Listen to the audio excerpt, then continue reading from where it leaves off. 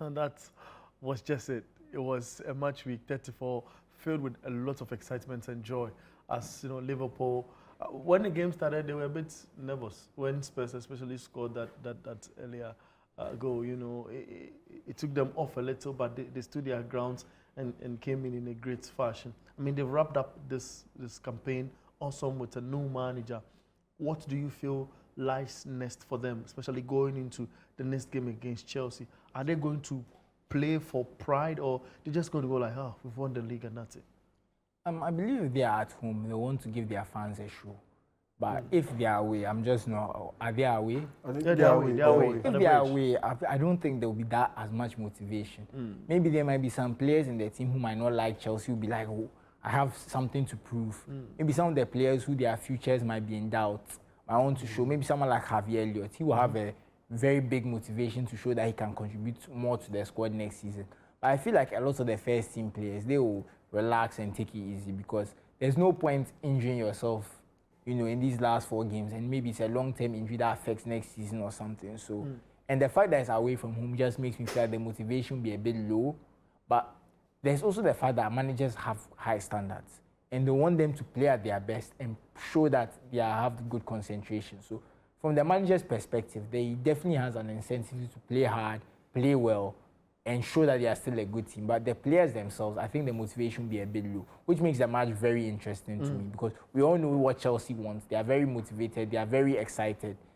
But because of the, you know, kind of celebrations and maybe the excesses that might have been done with their celebration, maybe some people have started their summer holiday early. I expect I see Chelsea as the favourites for sure, because they are the ones who are motivated, they are the ones who are hungry, they are the ones with something to play for. Okay, that's most important. But for Chelsea, he describes them as people who have a motivation. There's something in the picture to fight for. For Liverpool, the other guys will also have to fight. But this is at the bridge. Chelsea, they seem to have a fine form at the tail end of the league, isn't it? Would that play a crucial role in this game? I honestly believe it's all about momentum is one, and the fact that there's something to play for. With Liverpool, there's nothing to play for, like Susu said. I mean, look, we've seen a lot of teams win the league, and in the immediate game after their league win was confirmed, just flat out deliver a flat performance, field players who are on the fringes, and with the main stars heavily rested, and their performance is not really the best. And when you're coming up against a team that is in good form, a team that is on the hunt or in the hunt for a place in the Champions League, and you're playing away from home, yeah, that's a recipe for anything but a win.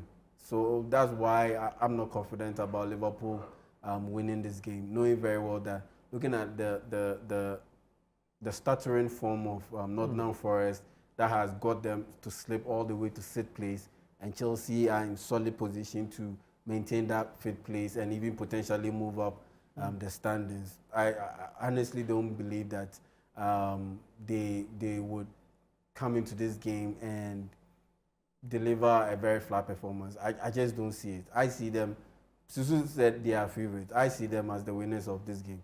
I will definitely go there. I'll definitely go to that extra mile of saying like, yeah, Chelsea I see Chelsea as the winners of this game.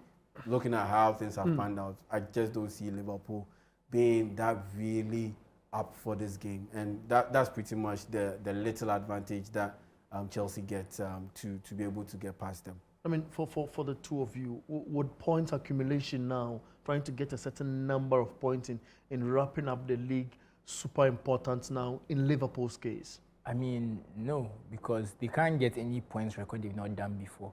We've seen them lose the league. They can get a maximum of 92 this season. Oh, 92. Okay. Yeah, I think that's the maximum they can get this season. Something around the 94. And they've gotten 98. They have 82 now. 82. So even if they win all their games, so 94. Yeah, and they've gotten 94. They've gotten 94 and not won the league before. They've gotten 98 and not won the league before. So for Liverpool, if they were, let's say, on 96 points, or 94 points, or let's say, okay, 12 points left. Let's say they were on 90. And there's a point chance to get 102. Then we could see that, okay, they'll play hard for every game to get that 102. But even if you don't get 102, you can get 100 points. Yeah, and that's exactly. That's super record. Exactly. But at this point where there's nothing really that they've not done before, I just don't see what will motivate them to. What are they trying to prove? You know, maybe they don't want to lose. They've lost 2 games this season. Maybe they don't want to lose any more than 2 games this season. That's it. But yeah.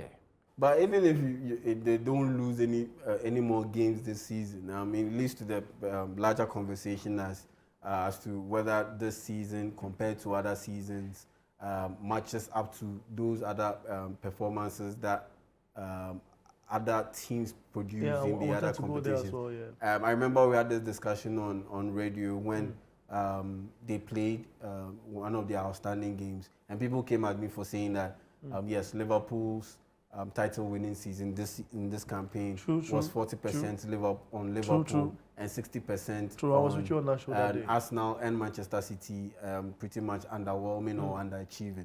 And people were upset about what I said, but like what Susu rightly pointed out, even if they win all their remaining games, they still wouldn't even match up to that point tally that some of Jurgen Klopp's teams amassed in those years, and they still ended up not winning the title. And that should tell you the kind of quality that they were operating in. There was one instance in one season, they lost just 1 game all season long, and they still ended up losing the title. But in this season, you see them, and forget about even the numbers, you see them lose just 2 games. I see them lose at least 1 more game. But put those things aside, put the numbers aside, watch the game critically, watch the games critically. The Man City team that played this season, it is far from the Man City teams that have played over the past 4 or 5 years. That's so true. Look at Arsenal. Yes, Arsenal, this season I think they've underachieved compared to what they did last season. In the Premier League specifically, I'm not talking about Champions League, FA Cup and all those things. In the Premier League specifically, looking at how the context goes, they've underachieved this season slightly. Compared to what they did last season, where they were absolutely brilliant. And so when I put those things together, I see it as a situation where, yes, Liverpool, you have to commend them. They've done very well. They've done a yeoman's job. But yeah, you just can't shake off that feeling that if Arsenal had stepped up just a little bit, yeah, things would have looked really, really different. If Man City were themselves, things would have really looked different. And so you also have to factor in that bit. I disagree with Yao. And on the points that it's only been 40% Liverpool. I think they've been excellent. I think they've been very consistent. And I think he's right. The other teams have not performed. But I don't think that's had anything to do with Man City and Liverpool, and where they are. They've been brilliant. And if they're on course to get about 90, 92 points, whatever, let's not even see. Let's say they don't get 90 points, they get 90 points. To me, once you get 90 points, I think that's an excellent season because I think it's a very good benchmark because Sir Alex Ferguson, in a 38-game season, he only got above 90 points once. The Invincibles got 90 points. So any team that gets 90 points or more, to me, is a very good season. It's an excellent season. I'll use the word excellent. If you get between 85 and 90, I'll say that's very good. So for me, where Liverpool are now, I think they've been quite good. At the very least, I don't expect them to get less than 85 points to finish the season. So I'll say that despite the other teams not being as good, Liverpool have done a very good job. They've been very, very good. And they are close to getting excellent. So let's see whether they cross the excellence threshold from very good. But for me, I think they are in the very good category for sure. Whether they are excellent is what they have to prove. But very good, I'll give it to them.